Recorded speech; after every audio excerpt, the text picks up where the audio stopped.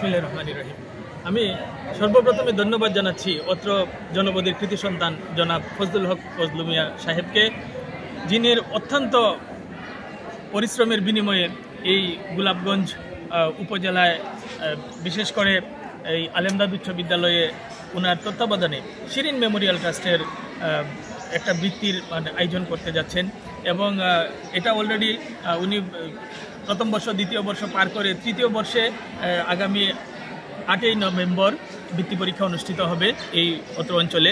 আসলে ফজলুল হক ফজলু ভাই অত্যন্ত বড় মনের মানুষ, কারণ উনি শিক্ষার জন্য বিনিয়োগ করে থাকেন। আপনারা জানলে অবাক হবেন যে আমাদের এই আলেমদাদ উচ্চ বিদ্যালয়ে ওনার অনেক অবদান রয়েছে। উনি আমাদেরকে শহীদ মিনার দিয়েছেন, সিসি ক্যামেরা দিয়েছেন, মাল্টিমিডিয়া ক্লাসরুম বানিয়ে দিয়েছেন, তারপরে শিক্ষার্থীদের বিভিন্ন সময় শিক্ষার সরঞ্জামাদি প্রদান করে থাকেন।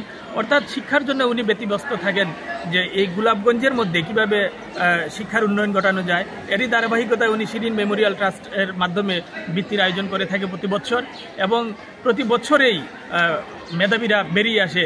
ওনার একটাই চাওয়া যে এই গোলাপগঞ্জ উপজেলা সহ পুরা সিলেটের মধ্যে মেধার বিকাশের ফুলঝুরি উনি ফুটাতে চান, যাতে মেধাবীরা এই গোলাপগঞ্জ থেকে বেরিয়ে দেশ সহ বিদেশে বিভিন্ন জায়গায় অবদান রাখেন।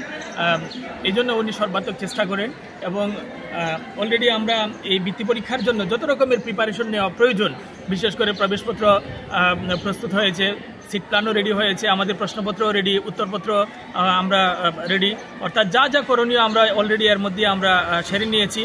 প্রস্তুতি সম্পন্ন, ইনশাআল্লাহ আগামী 8 নভেম্বর বৃত্তি পরীক্ষা অনুষ্ঠিত হবে।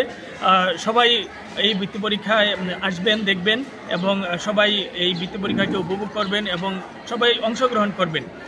যাই হোক, আলেমদাদ উচ্চ বিদ্যালয়ের পক্ষ থেকে দেশ বিদেশের সবাইকে অনেক অনেক অভিনন্দন এবং শুভেচ্ছা জানাচ্ছি, এবং সবসময় শিক্ষার পাশাপাশি আপনারা যেন সহযোগিতার হাত বাড়িয়ে থাকেন, সেই জন্য আপনাদের কাছে উদাত্ত আহ্বান জানিয়ে আমি আমার বক্তৃতা এখানেই শেষ করছি। আল্লাহ হাফিজ।